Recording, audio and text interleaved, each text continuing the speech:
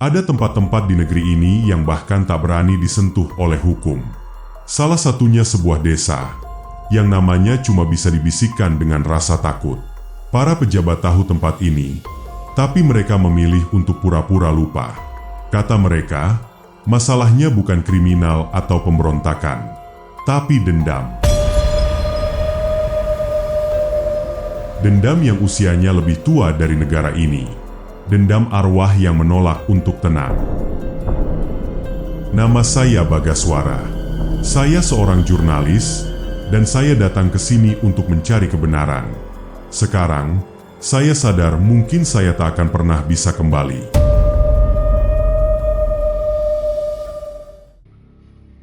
Semuanya berawal dari bisikan di koridor kekuasaan. Dari sebuah memo usang yang tak sengaja saya temukan saat meriset kasus korupsi. Isinya cuma satu baris. Proyek Waduk Jatisari. Status, ditutup. Alasan, kondisi geografis tidak memungkinkan. Referensi, Kalasirna. Awalnya tak ada yang aneh. Sampai saya coba mencari nama Kalasirna di arsip nasional, di peta, dimanapun. Hasilnya, nihil. Kosong. Seolah nama itu sengaja dihapus dari sejarah. Penelusuran lebih dalam cuma membawa saya ke desas-desus. Cerita dari mulut ke mulut tentang desa yang hilang, bukan karena bencana, tapi karena kutukan. Kalasirna. Namanya saja sudah terdengar seperti pertanda buruk. Kala, yang berarti waktu atau bencana. Dan Sirna, yang berarti lenyap. Desa yang lenyap oleh waktu. Beberapa pensiunan pejabat yang saya hubungi langsung menutup telepon begitu nama itu saya sebut. Seorang mantan Kapolres bahkan gemetar, menyuruh saya berhenti sebelum membangunkan yang sudah tidur. Ketakutan mereka itu aneh. Maksud saya, ini bukan hal baru. Di Indonesia, ada beberapa daerah yang konon angker bagi aparat atau pejabat, seperti Dusun Setono di Kediri atau Kampung Pitu di Pacitan, di mana mitos lokal lebih ditakuti daripada surat keputusan pemerintah. Tapi Kalasirna terasa berbeda. Ketakutan para pejabat ini bukan takut, kuala. Ini ketakutan yang lahir dari rasa bersalah. Seolah mereka sedang menyembunyikan dosa yang sangat besar. Rasa penasaran jurnalis itu candu sekaligus kutukan. Saya harus tahu apa yang mereka sembunyikan. Meski pencarian dalam arsip resmi hingga tahun 2025 tidak menemukan catatan tentang desa bernama Kalasirna atau tragedi yang digambarkan, cerita ini terus hidup dalam bisikan-bisikan mereka yang meyakininya. Saya putuskan untuk mencari lokasi yang seharusnya menjadi titik proyek Waduk Jatisari puluhan tahun lalu. Saya siapkan mobil, alat rekam, dan mental baja. Atau setidaknya, saya pikir begitu. Saya salah besar.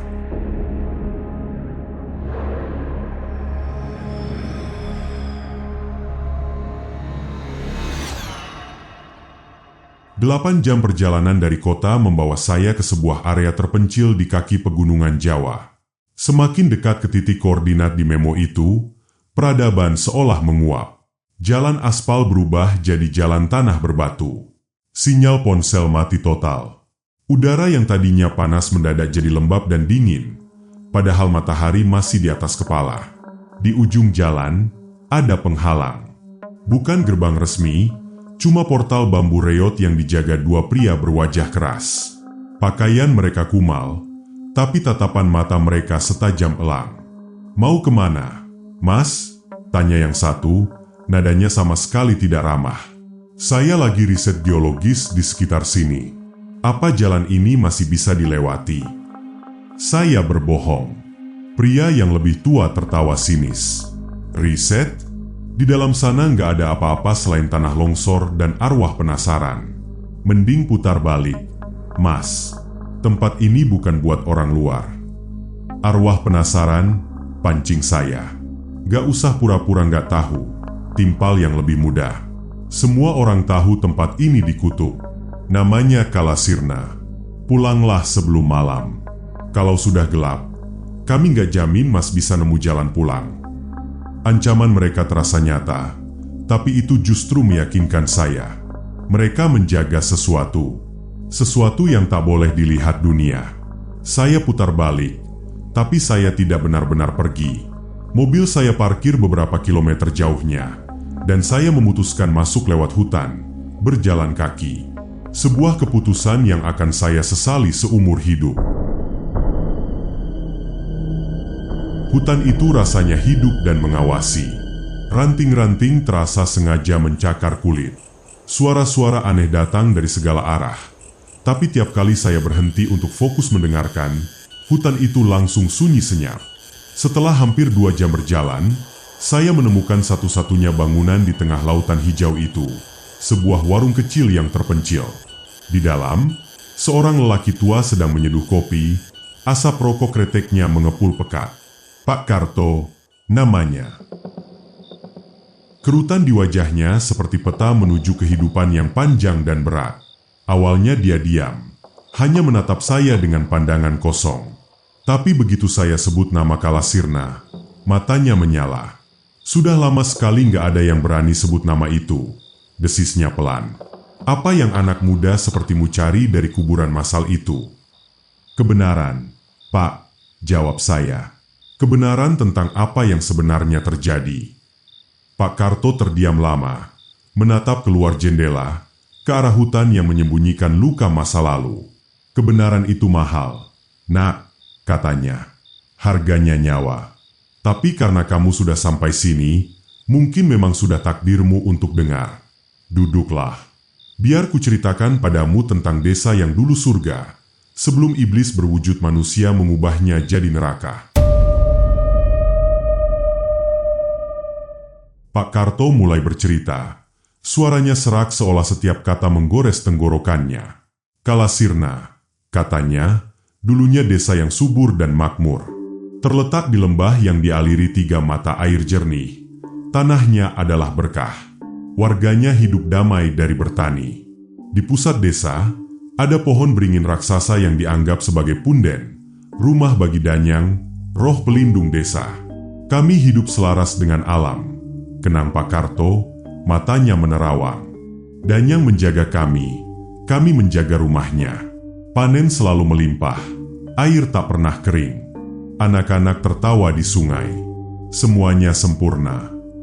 Lalu, surga kecil itu kedatangan tamu dari kota, dengan setelan rapi dan senyum palsu. Mereka membawa proposal proyek Waduk Jatisari. Katanya untuk kepentingan negara. Tapi ada harganya. Seluruh desa Kalasirna harus ditenggelamkan. Warga diminta menjual tanah leluhur dengan harga yang mereka sebut ganti untung. Kami menolak, kata Pak Karto tegas. Bagaimana bisa tanah titipan nenek moyang ditukar dengan beberapa lembar uang? Ini bukan cuma soal tanah. Ini soal akar kami. Penolakan itu dibalas dengan intimidasi. Preman mulai datang. Ternak warga hilang. Sawah dirusak malam-malam. Tapi warga Kalasirna, dipimpin oleh kepala desa dan seorang gadis muda yang pemberani, tak bergeming. Gadis itu bernama Laras. Laras. Pak Karto menghela napas panjang, penuh luka. Putri kepala desa, cantik seperti bunga, tapi hatinya sekeras baja. Dia yang paling vokal menentang proyek itu. Dia yang membakar semangat kami untuk bertahan. Dia bilang, tanah ini darah kita. Jika mereka mengambilnya, mereka mengambil nyawa kita. Para pejabat mencoba segala cara. Rayuan, uang, ancaman halus. Laras tak goyah. Kegigihannya menjadi simbol perlawanan Kalasirna. Di titik inilah, kesabaran para penguasa habis. Cara halus gagal. Jadi mereka beralih ke cara paksa. Malam itu, awal musim hujan. Langit gelap pekat, guruh menyambar. Warga sudah terlelap, lelah berjaga. Tak ada yang sadar ada suara aneh dari bukit yang mengelilingi desa. Suara mesin berat bekerja dalam gelap. Suara ledakan-ledakan kecil yang ditelan suara guntur. Mereka menaruh dinamit di titik-titik rapuh di lereng bukit. Bisik Pak Karto. Tangannya gemetar, bukan untuk bikin longsor besar, cuma untuk membantu alam. Mereka tahu Dengan hujan sederas itu, sedikit guncangan saja cukup untuk meruntuhkan semuanya. Tengah malam, bencana itu datang. Tanah bergemuruh dahsyat. Bukan gempa. Itu suara jutaan ton tanah basah yang meluncur turun, menerjang dan menelan semua yang ada di jalurnya. Desa Kalasirna, surga kecil itu, terkubur hidup-hidup dalam hitungan menit. Tak ada yang selamat. Jeritan, tangis, doa, semua lenyap ditelan lumpur.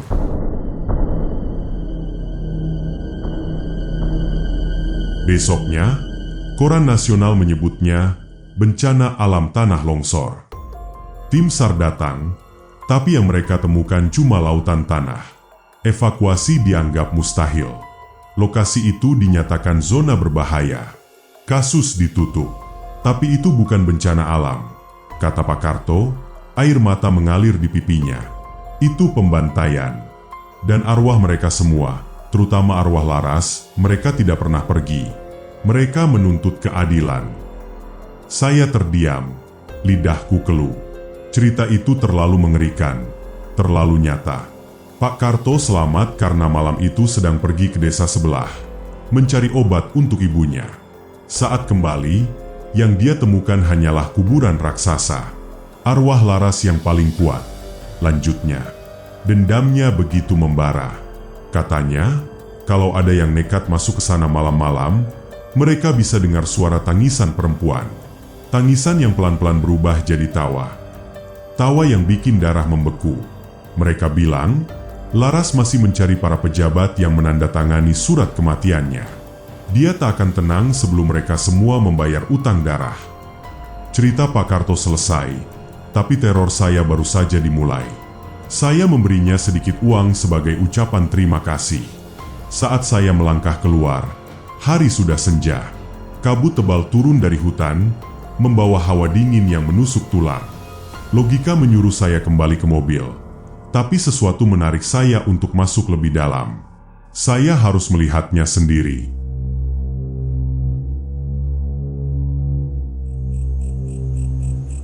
Mengabaikan akal sehat, saya berjalan menembus kabut menuju lembah yang tadi ditunjuk Pak Karto.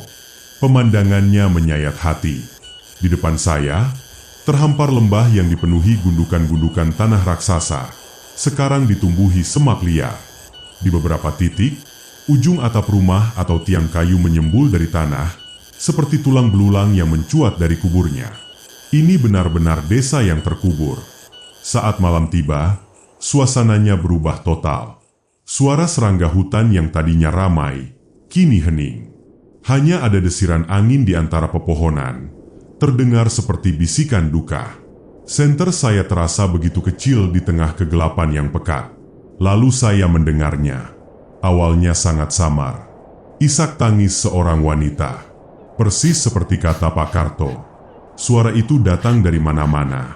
Seolah angin itu sendiri yang menangis. Bulu kuduk saya berdiri. Sisi rasional saya mencoba mencari penjelasan. Gema, angin, hewan malam. Tapi hati kecil saya tahu, ini berbeda. Saya terus berjalan, jantung berdebar liar. Tiba-tiba, dari gundukan tanah di depan, terdengar suara lain. Cekikikan anak-anak. Jernih dan dekat, seolah mereka sedang bermain petak umpet di antara reruntuhan. Saya arahkan senter, tapi tak ada siapa-siapa. Hanya semak yang bergoyang. Lalu tawa itu berhenti, digantikan satu jeritan panjang yang melengking, sebelum kembali senyap. Rasa takut mulai merayap, dingin dan melumpuhkan. Saya ingin lari, kembali ke mobil, dan pergi sejauh mungkin. Tapi kaki saya seperti terpaku. Ada kekuatan tak kasat mata yang menahan saya di sini. Bau bunga Kamboja yang menyengat tiba-tiba memenuhi udara. Bau khas pemakaman. Diikuti bau anyir darah dan tanah basah. Indra saya diserang dari segala sisi. Di sudut mata, saya melihat gerakan. Sosok putih melintas cepat di antara pohon. Saya menoleh, tapi lagi-lagi tak ada apa-apa. Ini teror psikologis. Fenomena arwah penasaran semacam ini sering dilaporkan di banyak kampung angker di Indonesia. Kaki saya tersandung sesuatu yang keras. Saya arahkan senter ke bawah. Sebuah papan nama jalan dari kayu, separuh terkubur. Dengan tangan gemetar, saya bersihkan lumpurnya. Jalan Melati. Desa ini nyata. Cerita Pak Karto nyata. Tiba-tiba, suara langkah kaki di belakang saya. Berat, menyeret. Saya membeku, tak berani menoleh. Suara itu makin dekat. Saya bisa merasakan hawa dingin di tengkuk, seolah ada yang bernapas di sana. Dengan sisa keberanian, saya berbalik. Kosong. Tapi di tanah, tepat di depan saya, tercetak sepasang jejak kaki telanjang yang basah oleh lumpur.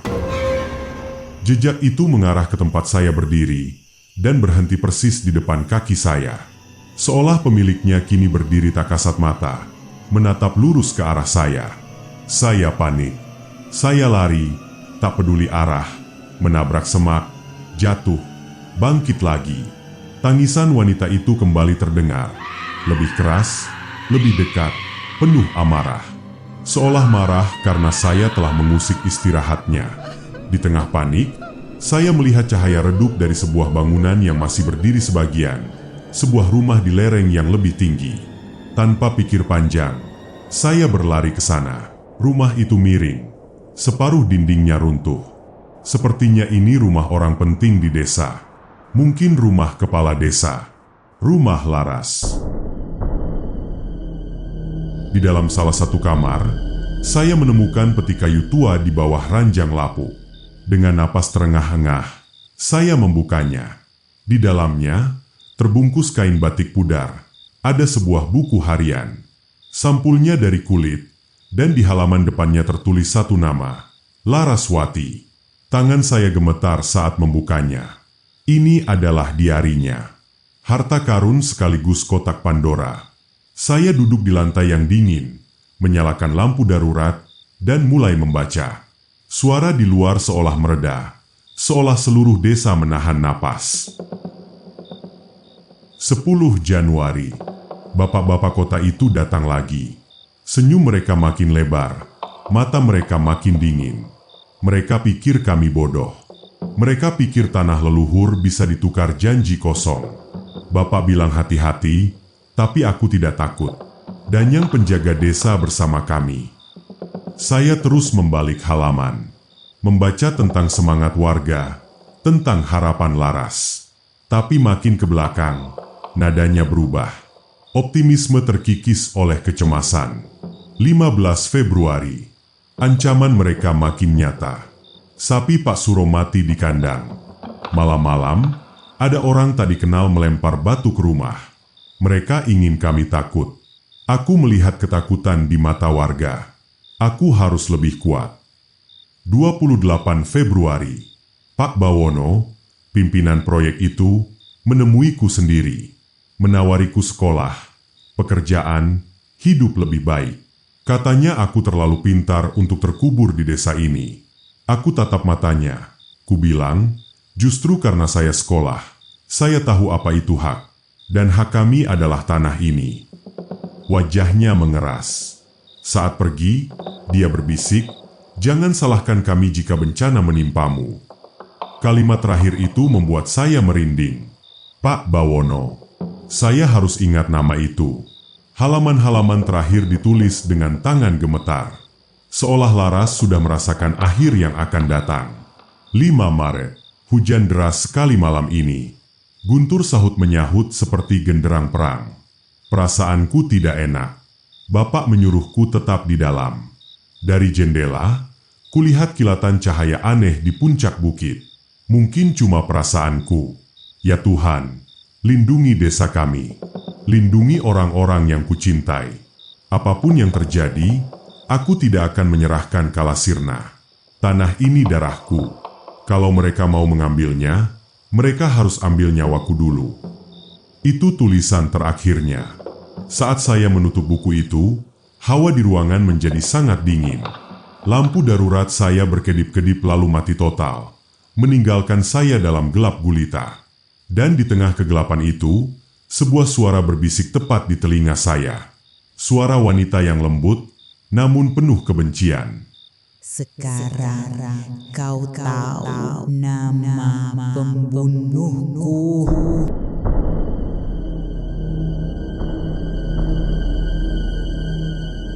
Kegelapan itu total dan menekan. Jantung saya terasa akan meledak. Saya mencoba menyalakan lampu darurat. Sia-sia. Bisikan Laras masih terngiang di telinga saya. Tiba-tiba, di sudut ruangan, cahaya pucat mulai terbentuk, perlahan membentuk siluet seorang wanita. Berdiri di sana, dengan gaun putih sederhana yang kotor oleh tanah, adalah sosok Laras. Wajahnya pucat pasi. Matanya dua lubang hitam kosong yang menatap lurus ke arah saya. Dia tak menyeramkan seperti monster. Dia menyeramkan karena penderitaannya begitu nyata. Kau membaca rahasiaku, desisnya. Suaranya bukan lagi bisikan, tapi gemuruh yang seolah datang dari dalam tanah. Benda-benda di sekitar mulai bergetar. Puing-puing kecil jatuh dari atap. Udara terasa berat, menekan dada. Pergi. Pekiknya. Gelombang energi tak kasat mata mendorong saya, hingga punggung saya membentur dinding. Orang luar semua sama. Kalian datang, melihat, lalu pergi, meninggalkan kami membusuk di sini. Rasa takut saya luar biasa, tapi di tengahnya, saya ingat tujuan saya. Saya bukan turis horor. Saya jurnalis. Suara adalah senjata saya. Tidak, teriak saya, berusaha terdengar stabil. Saya tidak akan pergi. Saya datang bukan untuk melihat. Saya datang untuk memberitahu dunia. Sosok Laras berhenti. Getaran mereda. Matanya yang kosong seolah menguliti jiwa saya. Dunia sudah melupakan kami, jawabnya pilu. Mereka menyebut kami bencana alam. Aku akan mengubahnya. Janji saya, memeluk buku harian itu erat-erat. Aku punya buktinya. Aku punya namamu. Aku punya nama Pak Bawono. Aku akan menulis kisahmu, Laras. Aku akan membuat mereka membayar. Hening. Sosok Laras menatap saya lama. Amarah di wajahnya luntur, digantikan kesedihan tak terhingga. Setetes air mata hitam mengalir dari matanya yang kosong. Dia mengangkat tangannya yang transparan, menunjuk ke dinding yang runtuh. Kegelapan di sana membentuk layar. Saya melihat sebuah visi. Seorang pria parubaya, lebih tua sekarang, dengan rambut beruban, tertawa di sebuah pesta mewah. Wajahnya sama dengan foto yang pernah saya lihat di arsip. Pak Bawono, kini seorang pejabat terhormat. Visi itu menghilang. Sosok Laras mulai memudar. Beritahu mereka, bisiknya untuk terakhir kali. Suaranya terbawa angin. Beritahu mereka, kami masih di sini menunggu. Cahayanya lenyap. Ruangan kembali gelap. Getaran berhenti. Hawa dingin itu sirna, digantikan oleh keheningan total sebuah kuburan. Saya tahu saya harus pergi. Sekarang. Saya lari. Saya lari sekuat tenaga, tak pernah menoleh ke belakang. Entah bagaimana, saya berhasil keluar dari hutan terkutuk itu dan kembali ke mobil saat fajar menyingsing. Saya mengemudi tanpa henti, adrenalin masih memompa. Di kursi sebelah, tergeletak buku harian Laras. Bukti kejahatan yang terkubur puluhan tahun. 2 minggu kemudian, tulisan saya terbit di sebuah portal berita independen. Judulnya, Dendam dari Kalasena, pembantaian yang disebut bencana alam. Artikel itu meledak. Jutaan orang membacanya. Nama Kalasirna, Laras, dan Pak Bawono jadi trending. Kisah jurnalis yang mengungkap misteri kelam memang selalu menarik. Media besar mulai mengutip cerita saya. Aktivis HAM menuntut penyelidikan ulang. Saya pikir saya berhasil. Saya pikir saya sudah memberi keadilan pada Laras. Saya salah. Kekuatan yang saya lawan lebih besar dari yang saya duga. 3 hari setelah artikel itu viral, semuanya lenyap. Tautan artikel saya mati. Akun media sosial saya ditangguhkan. Portal berita yang menerbitkannya tiba-tiba diretas. Nama Kalasirna kembali dibersihkan dari internet, seolah tak pernah ada. Saya jadi target. Saya dipecat dengan alasan pelanggaran kode etik. Orang tak dikenal mengawasi rumah saya. Saya menerima telepon tanpa suara tengah malam. Mereka tak bisa membunuh cerita itu, jadi mereka membunuh kredibilitas pembawa ceritanya. Mereka berhasil. Dalam seminggu, saya jadi bahan tertawaan. Jurnalis gila yang mengarang cerita hantu demi sensasi.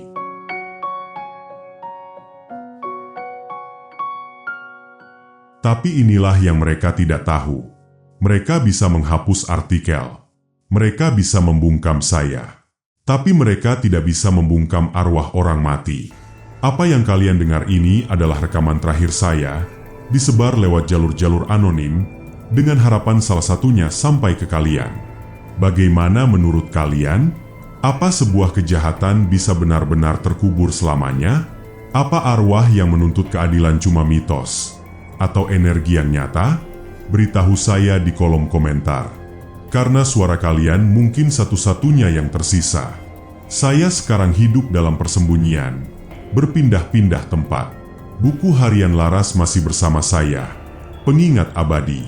Para pejabat itu, mereka masih takut pada Kalasirna. Tapi ketakutan terbesar mereka seharusnya bukan lagi pada desa itu. Karena beberapa malam terakhir, saya mulai mendengar suara itu lagi. Tangisan seorang wanita di tengah malam. Saya mulai mencium bau bunga Kamboja di dalam kamar saya yang terkunci. Mereka pikir dengan menutup akses ke Kalasirna, mereka bisa mengurung arwah Laras di sana. Mereka salah. Laras sudah tidak di Kalasirna lagi. Dia mengikuti saya. Dia tahu, satu-satunya cara agar ceritanya tetap hidup adalah dengan memastikan saya tidak pernah diam. Dan terkadang, saya merasa dia berdiri tepat di belakang saya saat saya menulis ini. Menunggu, mengawasi. Bagas.